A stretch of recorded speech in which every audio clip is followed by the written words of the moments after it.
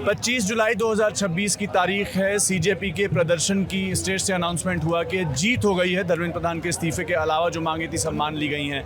पिछले 36 दिन में जो एक अहम चेहरा, जो कि सिर्फ एक चेहरा नहीं कई चेहरे, और वो हैं ऑल इंडिया स्टूडेंट्स एसोसिएशन के वो चेहरे, चाहे वो नेहा हो, आयशा हो, नेहा हो, अंजलि हो, या वो अन्य 5 लोग हों जो कि भूख हड़ताल पर थे। दानिश उनका में नाम है, आमीन का नाम है, और भी कई लोग हैं। नेहा 23 दिन तक भूख हड़ताल पर थी। लगातार आप उनको स्टेज से देखते रहे। नेहा, सबसे पहला रिएक्शन क्या है, और 23 दिन की भूख हड़ताल के बाद फिर से स्टेज पर वापस आना, और उसके बाद फाइनली हो ही गया, कैसा लग रहा है? ऐसा लग रहा है कि हमारा ये जो संघर्ष था, न सिर्फ 23 दिन की भूख हड़ताल का बल्कि 36 दिन की सिट इन का, ये आज मुकम्मल हुआ।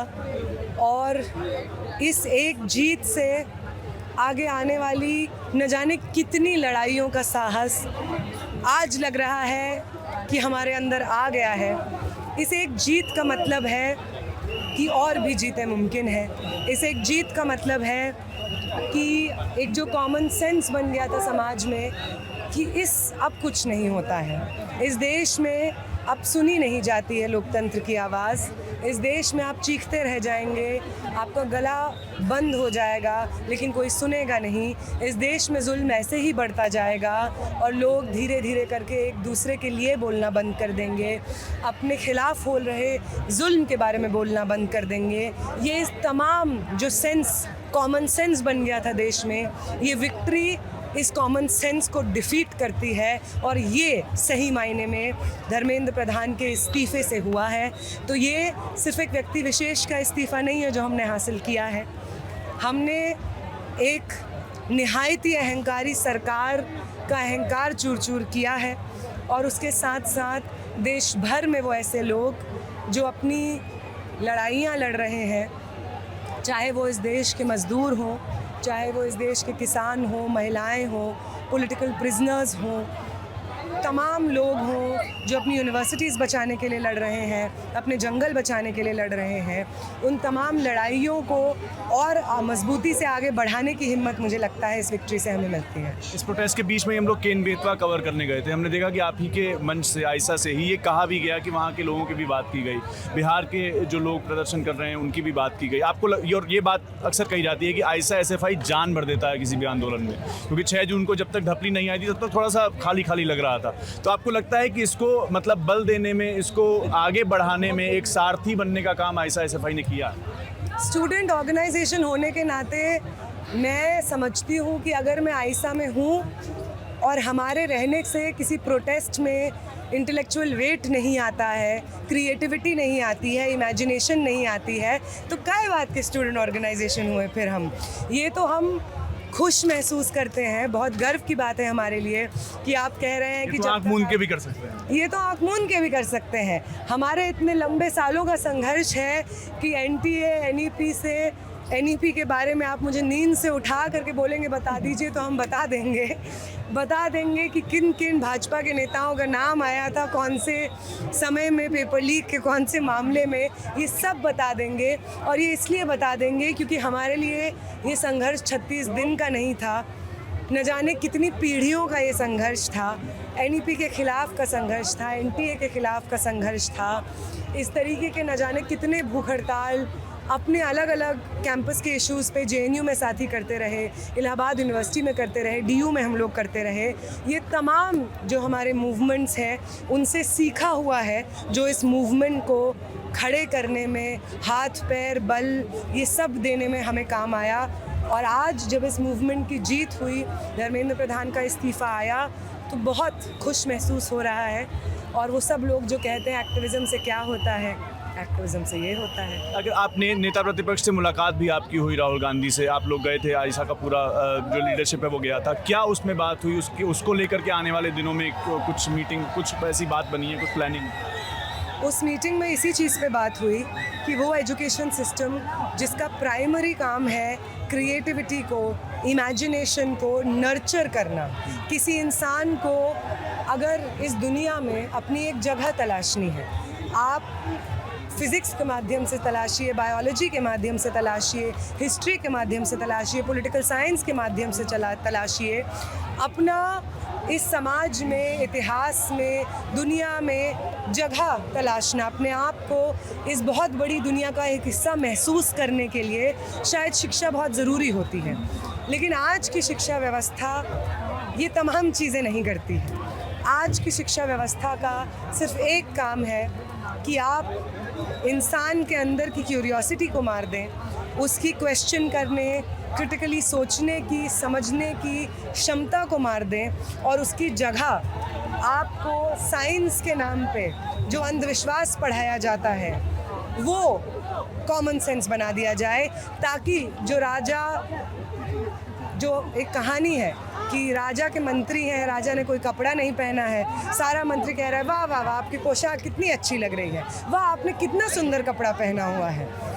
तो किसी भी देश में जब राजा वस्त्रहीन हो और आसपास ऐसे लोग हो जो राजा को कह रहे हो वाह वाह वाह वाह वाह आप बढ़िया हैं, आप बढ़िया हैं, तो राजा बहुत इनसिक्योर महसूस करता है। जब 4 लोग ऐसे होते हैं जो कहते हैं कि क्या बकवास कर रहे हो, ये तो बिना कपड़ों के घूम रहा है, इसकी क्या इज्जत है बाजार में, तो वो जो इंडिविजुअल्स हैं जो ये कहने का साहस रखते हैं वो यूनिवर्सिटीज़ में मैन्युफैक्चर होते हैं। हायर एजुकेशन सिस्टम उनको बनाती है, अच्छा स्कूल का सिस्टम उनको पालता पोसता नर्चर करता है। ये ख़त्म हो, ये प्रयास है उनका और इसके खिलाफ हम लड़ते रहेंगे। इन्हीं सब चीज़ों में बात हुई। हमने देखा कि आपकी माँ, आपने पहले किसी इंटरव्यू में कहा था कि आपने घर पे बताया नहीं है, लेकिन फाइनली हमने देखा कि आपकी माँ यहाँ पर आई भी जब आप भूख हड़ताल पर थी उस दौरान। क्या घर पर बात हुई इस दौरान, माँ बाप से बात हो पाई? क्या उनसे आपने कहा कि हमें भूख हड़ताल पर बैठ रही हूँ? कितना कम्युनिकेशन डेली बेसिस पर होता था? नहीं, मैंने तो नहीं बताया था, पर उनको खुद पता चल गया था कि मैं भूख हड़ताल पे हूँ। तो तब भी उन्होंने मुझे बहुत गाली दी थी कि किसके लिए बैठे हो, कहाँ हैं वो लोग, खुद नहीं आ सकते वो, तुम क्यों बैठे हो, ये सब चीज़ें मम्मी ने बोली थी। लेकिन 19 तारीख को मेरी बहुत ख़राब हालत थी, हमारा 22वां दिन था भूख हड़ताल का, मैं सो रही थी, तो हमारे वॉलंटियर साथी भी हमें, जो आयशा के साथी हैं, बहुत डर से उठा रहे थे कि उठाएंगे तो ऊपर ही ना सुधार जाए कहीं, तो उठा रहे थे, कह रहे थे एक औरत आई है कह रही है तुम्हारी माँ है। मैंने कहा, फिर मैं वापस सो गई, मैंने कोई जवाब ही नहीं दिया, मैंने कहा क्या मजाक है। फिर थोड़ी देर बाद वो वापस आए, अभिज्ञान है उनका नाम, वो कहते हैं यार वो इंसिस्ट कर रही हैं कि वो बरेली से आई हैं और तुम्हारी माँ है। मैंने कहा कहाँ है, तो मैंने चश्मा पहना और भीड़ में मास्क पहन के मेरी मम्मी खड़ी थी। मुझे समझ नहीं आया मम्मी क्यों आई है। तो मम्मी अंदर आई, उन्होंने मुझे गले लगाया और 2-3 घंटा वो बैठी वहाँ पे। 2-3 घंटा उन्होंने कुछ बोला मुझे नहीं, उन्होंने सिर्फ मेरे पैर दबाए, हाथ पांव दबाए, बदन दबाया। और 20 तारीख को जब जंतर मंतर पे टीयर गैस फेंका गया, उससे 15 मिनट पहले एक साथी, सीनियर साथी आए थे और वो मेरी माँ को जंतर मंतर से तुरंत निकाल के ले गए थे क्योंकि उनकी ट्रेन थी उसी दिन। तो मेरी माँ 15 मिनट से बची हैं टीयर गैस शेल खाते हुए। उसके 2 दिन बाद जब मैंने अपनी माँ से बात की तो मेरी माँ ने पूछा कैसी तबीयत है, क्या है, तो मैंने बोला कि डॉक्टर आ रही हैं, देख रही हैं, ठीक हूँ, खाना खा रही हूँ। तो उन्होंने बोला कि जंतर मंतर पे क्या हो रहा है, तो मैंने बोला जैसा छोड़ के गई थी वैसा ही है और लोग आ गए और लोग आ गए। तो उन्होंने बोला तो उस दिन तो बहुत लोगों को चोट आई थी क्योंकि मम्मी ने देखा था हमारे टेंट पे आ रहे थे इंजर्ड लोग। तो मैंने कहा वही लोग पट्टी वट्टी बांध के बैठे हुए हैं वहीं पे। तो कह रही है अब हुआ ना अच्छी बात, अब ये लोग और डरेंगे, अगर वो लोग जिनको मारा है वो लोग भी आ जाएंगे तो और जल्दी इस्तीफ़ा दे देगा।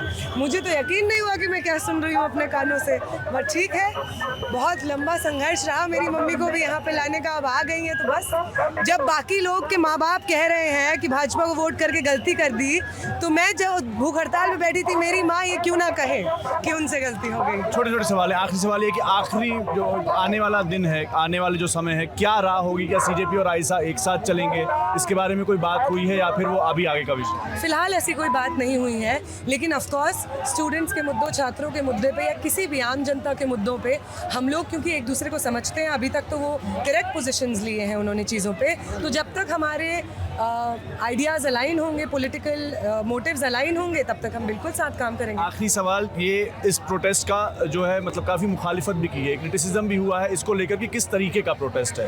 ये लोग ये कह रहे हैं, जो भी मतलब माँ बाप भी देखते हैं, कहते हैं गाली क्यों दी जा रही है, फूहड़ नारे क्यों लगाए जा रहे हैं, किसी को अगर किसी को डिमीन करना है तो उसको महिला बनाए क्यों दिखाया जा रहा है, या वो एक ट्रेडिशन नहीं रहा है लेफ्ट मूवमेंट का, उस तरीके का ट्रेडिशन नहीं रहा है, गाली देना ट्रेडिशन नहीं रहा है, या किसी को अगर डिमीन करना है तो उसको थर्ड जेंडर दिखाना या उसको महिला दिखाना ये ट्रेडिशन नहीं रहा, या ऐसे ना रहे कि आप चूड़ी पहन लीजिए, ये बातें नहीं रही हैं। तो उसको कैसे देखा आयशा ने? और दूसरा ये चीज़ कि जो पत्रकारों के साथ मारपीट हुई, कुछ भी कहकर, चाहे गोदी मीडिया कहकर या कुछ कहकर, बगैर जाने, चैनल का नाम बगैर जाने, वो जो मारपीट की गई, ये जो क्रिटिसिज्म है इस पूरे मूवमेंट का, उसको आयशा कैसे देखते? नहीं, हम उसको वैलिड मानते हैं, लेकिन हम पहली चीज़ पे मैं ये बोलना चाहूँगी, देखिए आप सब लोग जिसका क्रिटिसिज्म है कि क्यों आप चूड़ियाँ पहन लो जैसे चीज़ बोल रहे हैं, या जो नारे लग रहे हैं उसमें पॉलिटिकली सही नारे क्यों नहीं आप लगा रहे हैं, मैं उन सब लोगों से बोलूँगी कि आपका क्रिटिसिज्म सही है,